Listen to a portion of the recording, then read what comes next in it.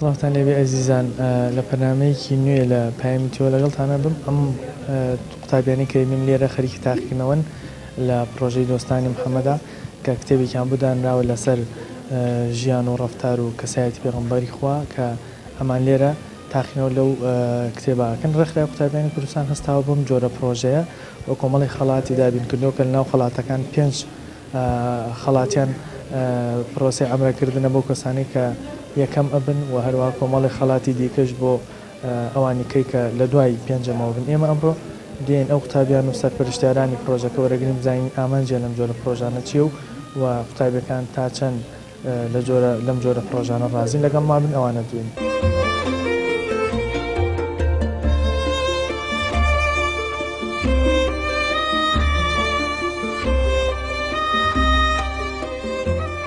بەگشتی ئامانج لێ ئاشناکردنی نەوەی نوێ بە ژیانی پێغەمبەری مەزن کار و ڕەوشت و سونەتەکانی زۆر شتی کاریگەر بوون بەڕاستی من پێشتر کتێبێکی لەو جۆرەم نەخوێن بۆ کە هەموو سیفات و کردارەکانی پێغەمبەری خوای گەورەی تێدا بێت. گرنگی ئەم تاقیکردنەوەانە ئەوەیە کە تۆوا لە گەنجان ئەەکەی بێن کتێبێ بخوێنەوە لەسەر ژیاننامەی پێغەمبەری خوا صلی الله علیه وسلم. جگە لەوەش هەدەفێکی گەورەتریان هەیە کە بریتیە لە سەردانیکردنی ماڵی خوا لە سونەتی عەمرەیە. سعیتیاکردنی تەنها بۆ تاقیکردنەوەکە نییە یان بۆ دەزانانی ئەنجامەیە خەڵاتێک بۆ زیاتر ئاشنابوون بە ژیانی پێغەمبەر. ئەوەسا سەروە وەکو ئەنجومەنی خوشکان و ڕێکخراوی قوتابیانی کوردستان ئەم ئاماژتان لە ئەم جۆرە تاقیکردنەوەوانە و ئەم کتێبانەی کە هێدەنا خوێندکارانە لێرە ئاماژتان چییە بۆچی ئەم جۆرە پرۆسانە بەڕێوە بە؟ بەڵێ سەرەتا بەناوی خوا دیارە ئێمە وەکو ڕێکخراوی قوتابیانی کوردستان ئەم ساڵی 12مەکە پرۆژەی دۆستانی محەممەد بەڕێوە ئەچێ واتە 12 ساڵە بەردەوامە. دیارە ئێمە ئامانجمان لە ئەم پرۆژەیە ئەوەیە کە چینی قوتابی واتە چینی گەنج ئاشناکەین بە ژیاننامەی پێغەمبەر صلی الله علیه وسلم تاوەکو ژیاننامەی پێغەمبەر بکانە ئاکار و ڕۆشتی خۆیان و لە ژیانی ڕۆژانەی خۆیانە جێبەجێکەن و سوود بە کۆمەڵگا بگەێنن. ئێستا وەکو بینین قوتابیەکان لە کاتی تاقیکردنەوەن شێوازی پرسیارەکان چۆن ئایا قوتابیەکان ئەگەر با بڵێن پلەی بەرز بەدەستبێن نمرەی باش بەدەستبێن ئێوە خەڵاتان بۆ دابین کردو؟ بەڵێ دیارە ئێمە کە 12 ساڵە ئەم پرۆژەیە بەردەوامە هەر ساڵە و جۆرێک لە کتێبمان کردوتە بڵێن تاقیکردنەوە بۆ قوتابی. ساڵ هەبوو کتێبەکە لەسەر سیرە بووە، ساڵ هەبووە لەسەر فەرموودە بووە. ئەم ساڵیش کتێبێکی ئەدەبیمان کردووە کە ئەتوانین بڵێن زیاتر باسی هەموو ئاکارەکانی پێغەمبەر صلی الله علیه وسلمەکە لە ڕازگۆیی لە ڕەوشبەرزی لە هیمەتبەرزی لە ئازایەتی لە چەندەها بڵێن ڕەوشتی تری پێغەمبەر صلی الله علیه وسلم کە ئێستا بۆ گەنجی ئێمە سوودی هەیە. دیارە ئێمە مەجموعەیە خەڵاتی گرانبەهامان کردوتە ئامانجی ئەم پرۆژەیە بۆی تەلەبە زۆرترینی بەشداری بکە. بڵێن ئێمە بە ڕێژەیەکی زۆر یەکەمان زۆرە بێ ساڵانە لە یەکەمەکانە 5 کەسی یەکەم ئینشاءڵڵا ئەنێرین بۆ عومرە. پرسیارەکانتان گران نین بۆ قوتابیەکان؟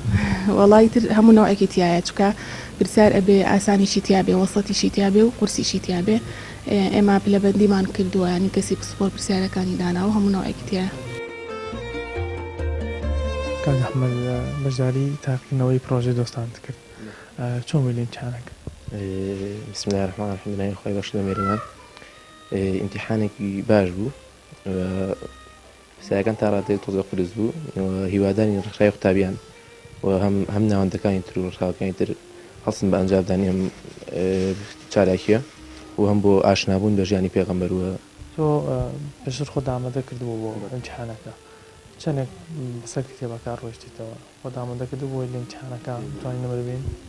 ماوەی چۆنڵی هەوڵدان سعیکردن مانگە پێش کاتەکەی ئاگاداکەینەوە بەسەردا چوونەوە بوو سعیتیاکردن بوو هەمی ئەنجامدرا ئەلحەمدولیلا ئەنجامێکی باشی چاوەڕێمانەگە. هەرسە کەوتوبی چەندێک سوودت لە کتێبەکە وەرگرتووە وەکو تاقیکردنەوەکەەوە با لێگەڕێن بەس کتێبەکە سوود لێ وەرگرتووە بۆ زانیاری و معلوماتی خۆت لەسەر ئاکار و ڕەفتارەکانی پێغەمبەری خوا؟ هەروەکو باسم کرد سعیتیاکردنی تەنها بۆ تاقیکردنەوەکە نییە یان بۆ دەزانانی ئەنجامەیە خەڵاتێک بۆ زیاتر ئاشنابوون ژیانی پێغەمبەر ئەو ڕەوشتە بەرزانکردنەوەیەتی کە پێشەوەی مرۆڤایەتیە و هەروە هەموو ڕەوشتەکانی لە ڕووی هەموو بابەتێکە جوانترین ڕەوشی مرۆڤایەتی بوو نەک بۆ تاقیکردنەوەکەش بۆ هەموو دەڕوو هەموو ڕێکی ژیانەوە.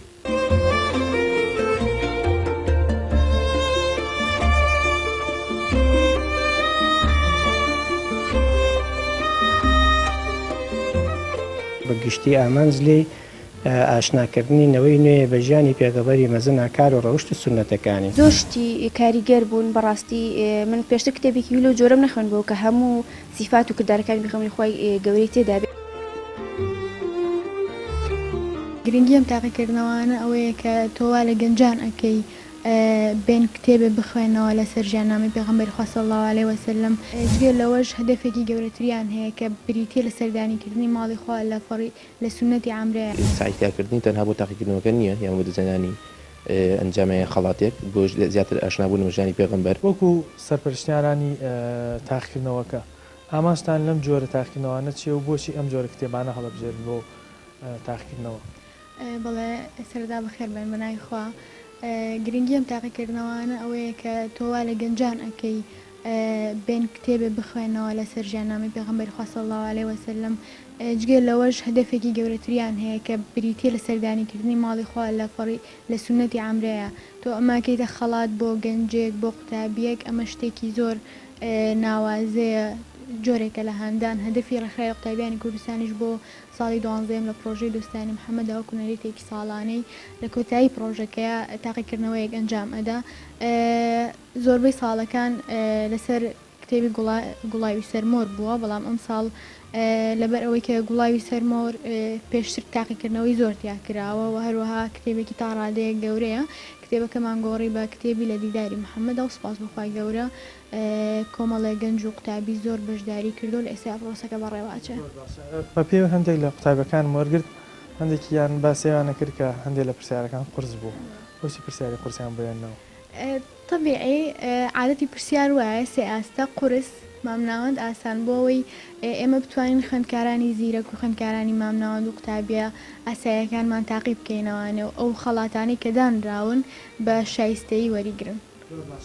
زۆر جارە بینی لەبەرەوەی ژمارەی قوتابیەکانی زۆرە کە بەشداری تاقیکردنەوەکەن یەکەمەکان زۆرن ینی ڕەنگە ئێستایەوە بۆ نمونە خەڵاتەکان بە پێوین پرسیارم کرد 5 عەمرەیە وەڵام سەیرەکەین جاری وایە 10 کەس 100% دەهێنن دەبێت عادەتەکە زۆرە یەکەمی زۆر تیابێت لەو حاڵەتەیەوە چیەکە؟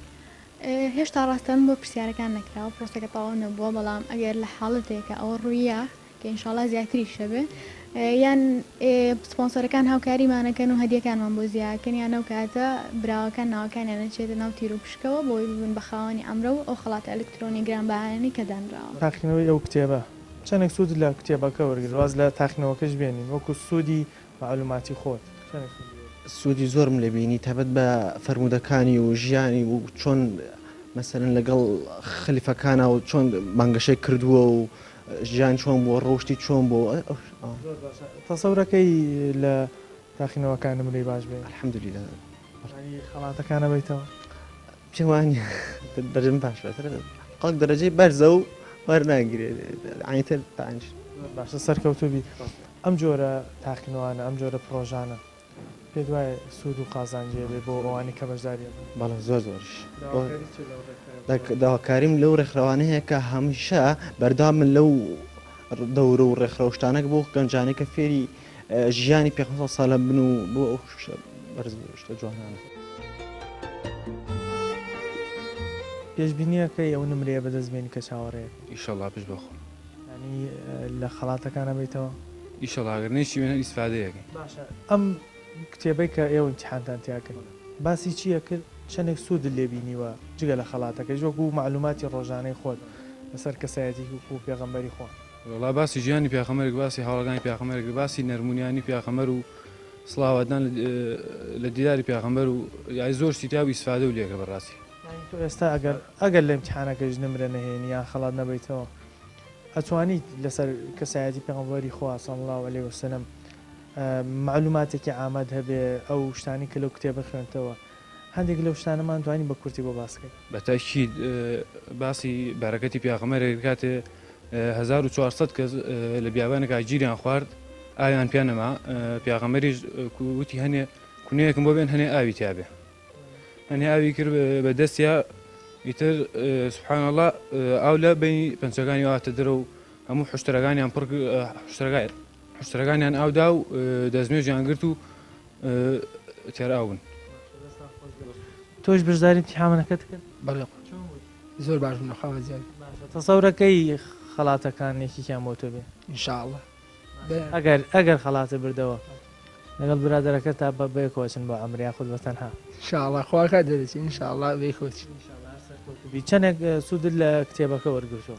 بێگومان سوودمان لێ وەرگرتووە هەشتێکە کتێبێ باسی ژیانی پێغەمبەر صلی الله علیه وسلم طبعا ئیسفادەیەک و سوودێکی خۆی تایەوە ئەویش کتێبێکی زۆر جوان بوو ئەدەبی و زۆر کتێبێکی باش بوو. چ شتێکی ناو کتێبەکە زۆر سەرنجی تۆی ڕاکێشا چ شتێکی زۆر بەلاتەوە جوان؟ نەرمونیانی پێغەمبەر صلی الله علیه وسلم و ئەو بەرەکەت و ئەو خێروبێرەی کە پێغەمبەر صلی الله علیه وسلم هەی بووە لەو سەردەمەدا. ڕێکخراوی قوتابیان هەستا بەم پرۆژەیە ئامادەی ساڵەکانی داهاتوش دیسان بەشداری بکەیتەوە لەم جۆرە پرۆژانە بۆ ئەوەی سوودێکی زیاتر لە پرۆژەکە و کەسایەتی و پێ سەلەم زیاتر بناسی. بەڵێ بێگومان دەستخۆشی لا ڕێکخراوی قوتابیانی کوردستانەکەم بێگومان ئینشاءڵڵا گەر بەردەوام بن نەکردنەوەی ئەم خولانە و ئەم ئیمتیحاناتانە شتێکی زۆر باشەوەی بۆ ئەو کەسانەی کە ئەو قوتابیانە کە یان زیاتر بۆ ئەوەی ئاشنا بن بە ژیانی پێغەمبەر صلی الله علیه وسلم.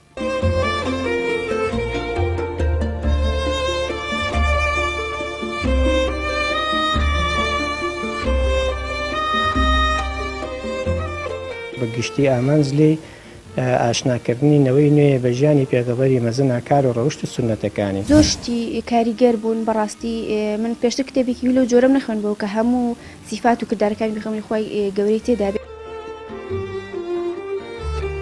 گرنگی ئەم تاقیکردنەوەانە ئەوەیە کە تۆوا لە گەنجان ئەەکەی بین کتێبێ بخوێنەوە لەسەر ژیاننامەی پێغەمبەری خوا صلی الله علیه وسلم. جگەر لەوەش هەدەفێکی گەورەتریان هەیە کە بریتیە لە سەردانیکردنی ماڵی خوا لە سونەتی عامرەیە. سعیتیاکردنی تەنها بۆ تاقیکردنەوەکە نییە یان بۆ دەزانانی ئەنجامەیە خەڵاتێک بۆ زیاتر ئاشنابوون و ژیانی پێغەمبەر.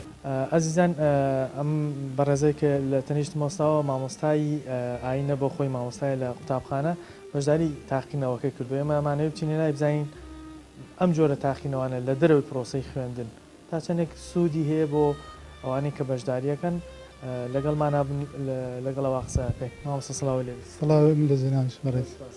مامۆستا تۆ جگەلەوەی کە لە تاقینەوەکە بەشداری کردووە بۆ خۆشت مامۆستای مامۆستای چوانەیەکی مامۆستای پەرۆدی ئیسلامی. باشە ئەم جۆرە تاقینەوەانە تا چەندێک سوودی هەیە بۆ بەشداربووەکان لە دەرەوەی پرۆسەی خوێندن و قوتابخانەکانە ئەمە پێت وایە سوودی بۆ بەشداربووەکانی هەیە؟ سەرەتا سوپاس و دەستخۆشی لە ڕخای دۆستانی محەممەد دەکەم کەم پرۆژەیە بە تاکی سوودیە بێت چکە و کەسە کتێبێکە خوێنێتەوە ئەم کتێبە کە تاقیکردنەوەی تیاگە کە بە تەواوی بە تەرکیزەوەی خوێنێتەوە و ئەم کتێبێک هەڵیش ئەمجا دەستخۆشیە لێم کتێبێک بوو تەنانەت ئەگەر کەسەکە لە ڕووی زانیاری کە هەمومان واجبە لە سەرمان کە شوێنکەوتەی پێغەمبەری خوا صلی الله علیه وسلم و شارەزای ژیانی بین ئەگەر بێجگە لە زانیاری و شارەزای لە ژیانی پێغەمبەری صلی الله علیه وسلم لە چۆنەڵێ پلەیەکی ئەدەبی بەرزا بوو کە هوشەسازی زۆر جوانی بەکارێ نابوو کە هەر کەسێک تەنانەت بۆ نووسینی خۆش بێ توانێت سوودی لێ بینێ بۆیە دەستخۆشیان لێکم. ئیمتحانەکە چۆن وڵای تۆ؟ تاقینەکە بە شێوازی زۆر ڕێکوپێک بەڕێوەت و ئەتوانم بڵێم ئەو تاقیکردنەوەی کە لە ڕێی وەزارەتەکانی شوبەرچ بم شێوازە تەنزیمە کە هیچ خەلەلێک و کە هیچ کەمکورتێکی تیانە و دەستخۆشیان لێ. تۆکە خۆت وێت لە تاقینەوەکان نمرەی باش بێنی؟ وەڵی من بۆ ئەوەی کە تاکید بم تۆزە لە بۆشەکانە لەو باوەڕەیەم هێستا جاری ئەمە دووەم جارم بەشدارێکم جارێکم مەرحەلەیەکی جامعە بن 2002 بەشداریم کرد و کاتە کتێبی مێژووی بوو بەڵام ئەو کتێبە چونکە کتێبێک بوو ئیلاقی و معلوماتی عامەوە نەبوو هێستا ئەم کتێبانی کە من خوێنمەوە شتەکان هەمی پێشترم زانیم بەڵام چونکە شتەکەی ئێمە ئیمتیحان لە کتێبەکە ئەکەین لەوانەیە هەنێ پرسیارە بوو دوو وەڵامی بۆ بەڵام لە کتێبەکە چی دایکتەوە بۆی ئەو شتە کاوە تۆ دیاریکرابیت و ئەوە هێوەگەینە من لەو باوەڕەیەم هەر یەک دوو هەڵەمە بۆ کووت پێشتریش بەشداریت کردووە هەر ساڵێک ئەم پرۆژەی دۆستانی محەممەدە کتێبێک دیارەکەن کە بۆیە یانی کتێبەکە دووبارە نەبێت کتێبە ئێستا جیاواز بوو لەوەی ساڵی پێش بێگومان جیاواز کتێبەکانی پێشوو زیاتر کتێبێکی سیرەی بوو بەس معلومات و بەزانستە گوڵاوی سەرمۆر ئەو ساڵێک کە منی بەژاریم کە 2010 ژیاننامەی چوار خەلیفەکە بوو کە ئەو کتێبێکی هەر مێژووی بوو بەڵام ئەم کتێبە کتێبێکی ئەدەبی بوو لە چۆنەڵێ پلەیەکی بەرزی ئەدەبیە کە دکتۆر ئایسقانی معروف و بانخوازێکی جیهانیە کە بە شێوازی وشەسازی و ڕامبێژی زۆر بەرزی تیادا بەکار هێناوە.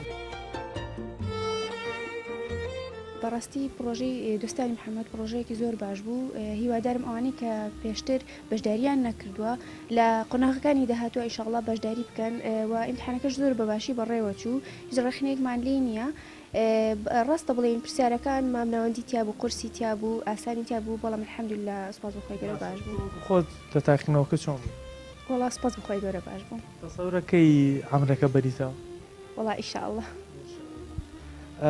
چەندێک سوود لە ئەو جۆرە کتێبانە وەرگرتووە کە لەم جۆرە پرۆژانە پێتان دەدرێت و امتحانی تیاک وەڵا لە هەموو ڕێکەوە سوودمان لێ بینیوە ڕاستە بەشداریکردنەکەی شتێکی باش بوو بۆ ژیانی ڕۆژانەی خۆشمان کە تەطبیقی ئەکەین و هەروەها لە ئیمتحانەکەشەکە ئەکەین ئینشاءالله ئەمرێگیان خەڵەتەکانی لە کتێبەکە کە خوێندوتەوە و خۆت ئامادە کردووە امتحانە چ شتێکی زۆر سەرنجڕاکێش بووە لەو شتانێک کە لەبارەی کەسایەتێکی وەکو پێغەمبەری خوا لە کتێبەکە باسیەکە واللهی زۆر شتی کاریگەر بوون بەڕاستی من پێشتر کتێبێکی لەو جۆرەم نەخوێن بۆ کە هەموو سیفات و کردارەکانی بخەمەی خۆی گەورەی تێدا بێ ئەم کتێبە هەموو سیفاتەکانی وکرد بۆ ئەوانێ زۆر بەباشی تۆ تەمانت چەنە؟ 18 ساڵ چۆن بووی لە امتحانەکە؟ سپاس بەخوا زۆر باش بووم هەرچەنە امتحانەکە کەمێ قورس بوو بەڵام ئەگەر هەموو شتێ بە هەوڵدانە ئەگەر تۆ هەوڵی بۆ بیت هیچ شتێ قورس نییە کتێبەکە سۆ لێ وەرگرتووە جگەل لەوەی کە امتحان تیا کردووە بۆ معلوماتی خۆت لەسەر کەسایەتی وەکو پێغەمبەری خوا سود لێ وەرگرتووە کە بزانی کەسایەتی و ڕەفتار و سیفاتەکانی چۆن زۆر شتی تیا بوو کە من پێشتر هیچ نەمزانیوە بەڵە سوودێکی زۆرم لێبینیەوە بە تایبەت فەرمودەکانی پێشبینیەکەی لە لیلە یەکەمەکانی لە ئەو پرسیارانە کە هاتە بەردەست هەمووی زانیوە چەندێک پێشبینی خۆت بۆ نەتیجەکەی خۆت بەپێ ئەوەی کە حسابم کردوە ئیشەڵڵا ئەگەر یەکەمەکان زۆر نەبن نەکەوێتە تیر و پشکەوە ئیشەڵڵا چ داوایەک تێ لە ڕێکخراوی قوتابیان کە ئەم جۆرە پرۆژانە بەردەوامی هەبێتە وەکو کتێبەکان لەباری کەسایەتی وەکو پێغەمبەر بەردەوام بێ و معلوماتی زیاتری لەسەر کۆکەنەوە زۆر سپاسی ڕێکخراوی قوتابیانی کوردستانەکەم کە بەڕاستی هاوکاری هەموو گەنج و لایەنێکن و هیوادارم لەم جۆرە پرۆژانە هەموو ساڵێک بەردەوام بێت چکە بەڕاستی گەنج زۆر سوودی لێبینێت.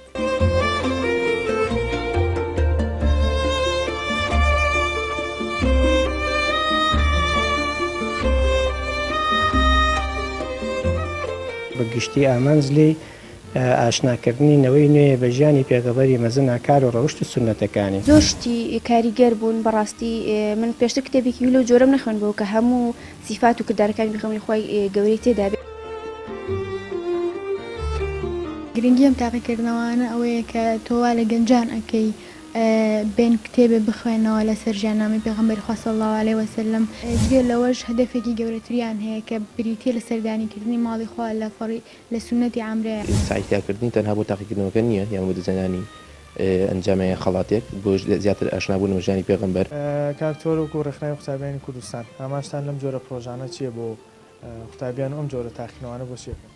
بەڵێ پرۆژەی دۆستانی محەممەد صلی الله عليه وسلم یەکێکە لە پرۆژەکانی ڕێکخراوی قوتابیانی کوردستان کە بە گشتی ئامانجلی ئاشناکردنینەوەی نوێ بە ژیانی پێغەمبەری مەزن کار و ڕەوشت و سونەتەکانی دیارە ئەم ئامانجەی کە ئێمە هەمانە لە پرۆژەی دۆستانی محەممەد کە سوپاس بخوا ئەم ساڵ 12مین ساڵە بەردەوام جێبەجێیەکەین ئامانجمانە ئەو گەنجانی کورد بەکردەوە کاتێک هەمیشە پێغەمبەر محەممەد صلی الله علیه وسلم لە یاد بێ و شوێن ئاکار و ڕەوشتەکانی بکەون و شوێن سونەتەکانی بکەون یەکێک لەوانە پێمان وایە بێ گەنجانی کوردستان بۆ ئەوەی کە ئەم سیفەتەتیانە ڕەنگ داتەوە لە شارەزای ژیانی پێغەمبەری مەزن بن کە ساڵانە دۆستانی محەممەد سرە ڕای چالاکیە جۆرا و جۆرەکانی چالاکیێکی تریشمان ئەنجامدا کە بریتێ لە تاقیکردنەوە لە کتێبەکانی ژیانی پێغەمبەری مەزن ئێمە تاوەکو ئێستا ئەمە نوێم تاقیکردنەوەمانە لەو تاقیکردنەوەانە کتێب تاقیکردنەوەمان ئەنجام داوە لە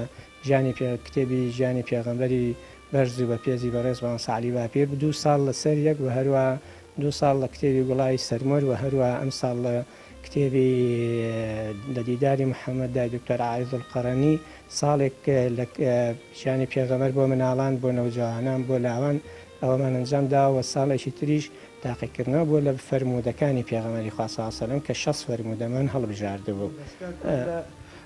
بە پێوی کە پرسیارم کرد لە هەندێک لە چاودێرەکان وتیان ساڵی پار مابڵێ عەدەدێک بەشداری کردو بەڵام ئەم ساڵ چەند قات بۆتەوە. ئەمە هۆکاری چییە؟ معنی گەنجان ئەوەندە بەدەم ئەم جۆرە تاقیکردنەوەوە دێ؟ بەڵێ یەکەم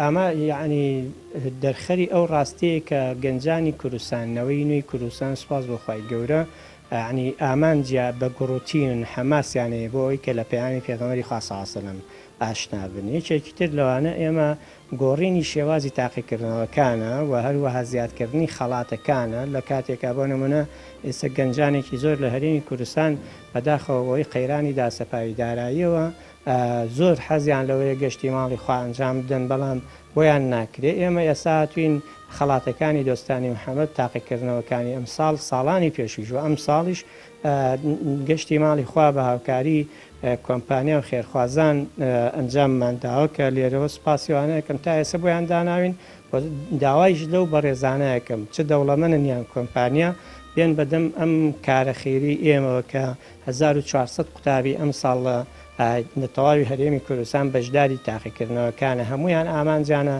گەشتی ماڵی خوا بکەن لەوێ خێر کۆبکەنەوە هەر کە زاوکاریان بێ لە خێرەی ئەوان بەشدارەوێ بەبێ ئەوەیەوەیان کەمکە بۆیە داوایان لێ یەکەم ینی هاوکارمان بۆ ئێمە نەک 5 کەس بنێرینە گەشتی ماڵی خوا با 25 کەس بنێرینە گەشتی ماڵی خوا ئەوەیش کە خەڵک بەشدارە وەکوتم دەرخەریەوەیە ئێمە سپاس بۆخوا هەر چەندێک یعنی بەری هەور بەری خۆر وەکەڵێ بە بێژنگ ناگیرێ.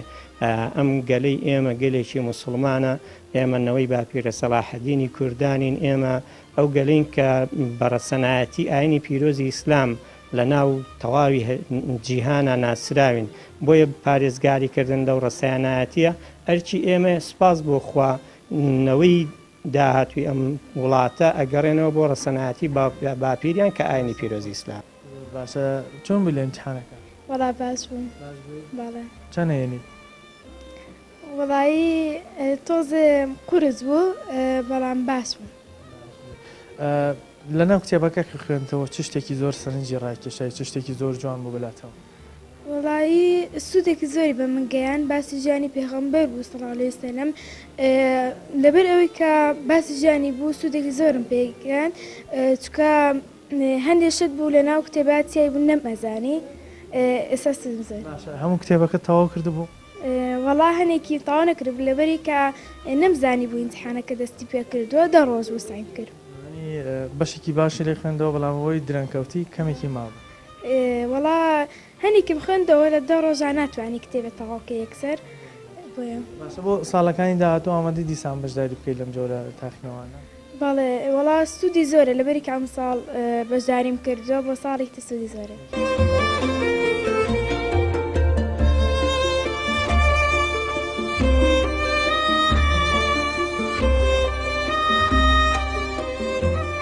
بە گشتی ئامانجلی ئاشناکردنی نەوەی نوێ بە ژیانی پێغەمبەری مەزن کار و ڕەوشت و سونەتەکانی زۆر شتی کاریگەر بوون بەڕاستی من پێشتر کتێبێکی لەو جۆرەم نەخوێن بۆ کە هەموو سیفات و کردارەکانی پێغەمبەری خوای گەورەی تێدا بێت.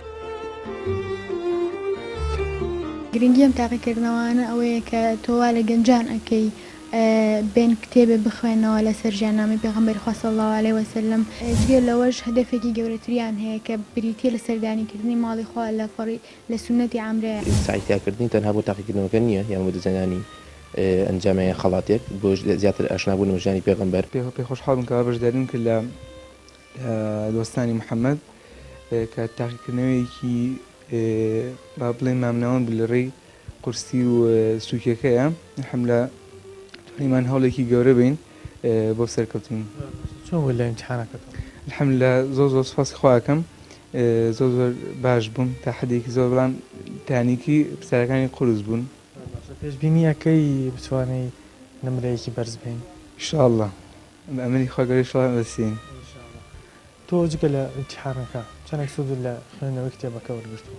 الحەمدولillah من پێشتر کتێبی ژیانی پێ ساڵم زۆر خوێنێتەوە زەر یان ئەمە بە دەقیقی باسیەکردکەوە بە حەدیث بە لەسەر بە ڕقم باسیەکە یعنی زیاتر دنیا بدوسە چیرۆکەکە بەڵام زیاتر ئەوەی کە توانین بڵێن لەم چیرۆک لەم کتێبە زیاتر زۆر سوودم لێبینین بە بەڵگە باسیەکە بەڵگەکەی ئەوەیە کە لەسەر ئەو قسەیە بەڵگەیەکەینێتەوە کە یعنی دڵنیا بێت و کە قسەکە وا دەیە.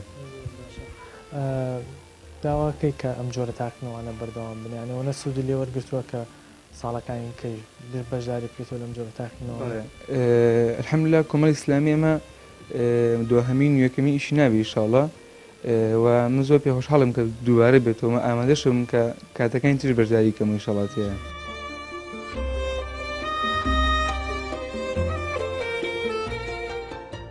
وەکو قوتابێکی زانکۆ ئەم جۆرە پرۆژانە ئەم کتێبە باز لە چیەکە کە بە گەنگیەوە ئاوە ڕێکخراوی قوتابیانی کوردستان هەستاوە بۆم جۆرە پرۆژە کۆمەڵی خەڵاتی گەورەی دابین کردو بوو؟ ڕاستی کتێبەکانی یعنی ئەو پەرتوکانی کە لەسەر ژیاننامەی پێغەمبەر صلی الله علیه و سلم نووسراوە هەمویان گرنگی و تایبەتمەندی خۆیان هەیە. ئەم کتێبە زیاتر بە شێوەیەکی زیندوو باسی ژیاننامەی پێغەمبەر صلی الله علیه و سلم وەصفی پێغەمبەر صلی الله علیه و سلم بە شێوەیەکی زیندوو لە کاتی خوێندنە تاموچێژێکە بە خوێنەر هەستەکەی ئیترە گەڕێتەوە ئەو سەردەمیان بەشێکی تۆ وەکو قوتابیەک دوایەوەی ئەو کتێبەت خوێندێتەوە هەستەکەی جیاواز لە پێش و ێستا کەسایەتی وەکو پێغەمبەری خوا ئەناسی یان سوودی ئەم پرۆژانە ئەوەندەیە کە چاوەڕوانیەکەن لە دوای خوێندنەوە و بەشداریکردن لە پرۆژەکە؟ ئەم کتێبانە زیاتر وەصف و سەنای پێغەمبەر صلی الله علیه و سلمەکە و ڕەوشتەکانی خۆ ڕەوشتی ئاکارەکانیان کردەوەکانی دەچکاتێکا چۆنی کرد و زیاتر هەوڵە سونەتەکان پێغەمبەر صلی الله علیه و سلم ژیانی تۆیان بەرجەستە بکات. ئەزیزان و کۆی بینن ئێستا لێرە تاقینەوەکە تەواو بووە. تاقینەوەکە لەم کتێبا بوو کە بە ناونیشانی لە دیداری محەممەدا. کتێبەکە چەند پەڕەیەکە لە ژیاننامەی پێغەمبەر صلی الله علیه و سلم و کەسایەتی و سیفەتەکانی ئەو ئاەتانەی کە لەسەر پێغەمبەری خوا هاتووەتە خوارێ. وەکو ڕێکخراوی قوتابیان باسیەکات ساڵانی پێشووتر نزیکەی 200 قوتابیەک بەشداریەکە بەڵام ئەم ساڵ ڕێژەکە زۆر بەرز بووەتەوە گەیشتۆتە نزیکەی 1400 قوتابی بەشداری کردووە. قوتابیەکان لە تەمەنی 15 ساڵ و هەتاوەکو 26 ساڵە. قوتابیەکانیش باسییان لەوە کرد کە ئێمە ئەگەر لە تاقینەوەکەیش خەڵاتەکان نەبینەوە بەڵام ئەوەندە سوودمان لە کتێبەکە وەرگرتەوە کە هەندەرمان بێ بۆ داهاتوو بۆ پرۆژەکانی کە بەشداری بکەین. پامیان جارەمان پێشکەشکردن تا بەرنامەیەکی تر بەخوای گەورەتان سپێرم. خواتان لەگەڵ.